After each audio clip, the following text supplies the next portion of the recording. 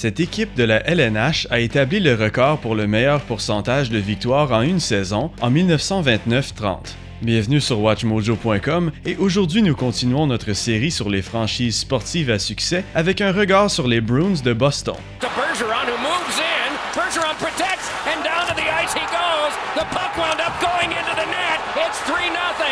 A shorthanded goal for Bergeron. Faisant partie du groupe des 6, les Bruins sont dans la LNH depuis 1924, quand l'entrepreneur d'épicerie Charles Adams de Boston a persuadé la Ligue à s'agrandir.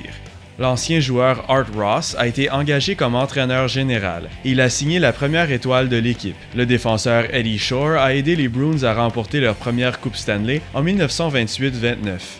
La saison suivante, le pourcentage de victoires des Bruins était à 1,875, sans précédent, avec 38 victoires sur 44 matchs. Cependant, Boston a perdu la finale cette année face à ses rivaux de division, les Canadiens de Montréal. Les Bruins ont gagné la Coupe en 1939 et une fois de plus en 1941. Et cette année, ils ont seulement perdu 8 matchs au cours de la saison régulière. Cependant, la victoire de 1941 a été leur dernière Coupe Stanley pour 29 ans. La Deuxième Guerre mondiale a décimé les Bruins, qui ont réussi seulement 4 saisons gagnantes entre 1947 et 1967. Durant cette période, ils ont brisé la barrière de couleur de la LNH en introduisant Willie O'Ree comme le premier joueur noir de la Ligue le 18 janvier 1958. Après avoir été forcé de vendre les Bruins au propriétaire des Celtics de Boston, Walter Brown, le fils de Charles Adams, Weston, a racheté l'équipe en 1964 et a commencé à la rebâtir. Il a signé Bobby Orr, qui est entré dans la Ligue en 1966 et est devenu un des meilleurs joueurs de tous les temps. Les Bruins ont ensuite acquis Ken Hodge, Fred Stanfield et Phil Esposito de Chicago. Esposito est devenu le premier joueur de la LNH à briser le seuil de 100 points. Aujourd'hui, il reste un des seuls joueurs à avoir gagné l'Art Ross Trophy 4 saisons de suite.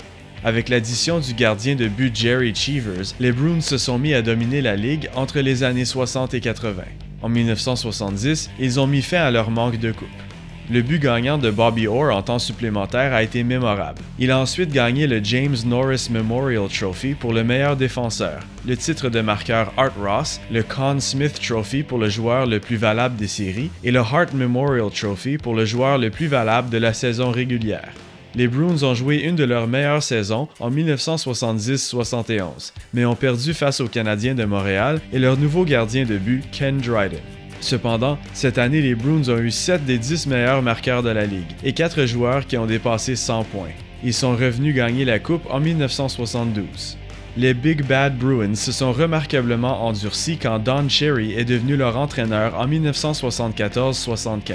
Cependant, ils n'ont pas réussi à gagner une autre coupe. Leur réputation de fiers à bras a été confirmée au Madison Square Garden en 1979 quand un fan des Rangers a volé le bâton de Stan Jonathan. Terry O'Reilly s'est précipité dans les estrades et s'est mis à attaquer des spectateurs. Durant la sélection de 1979, le club a choisi Ray Bourque et il est devenu un des meilleurs défenseurs de tous les temps. Même avec des joueurs comme Cam Neely terrorisant les gardiens et les défenseurs, Bourque n'a pas réussi à mener l'équipe vers une coupe. En 1988 et 90, les Bruins ont perdu face aux puissants Oilers d'Edmonton dans les finales.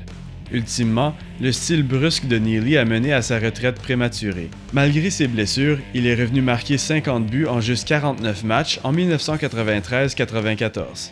Mais, rendu en 1996, il ne pouvait plus continuer. Boston est demeuré compétitif à travers le début des années 2000, mais a engagé l'entraîneur Claude Julien en 2007 pour aider à connecter les morceaux. Avec des alliés comme Patrice Bergeron, Milan Lucic, le défenseur Zdeno Chara et bien sûr Tim Thomas dans les buts, les Bruins ont avancé vers une victoire de la Coupe en 2011. Les Bruins de Boston ont gagné une réputation comme une équipe provocatrice. Avec des fans aussi loyaux que les siens, ils resteront sans doute une force compétitive pour des années à venir.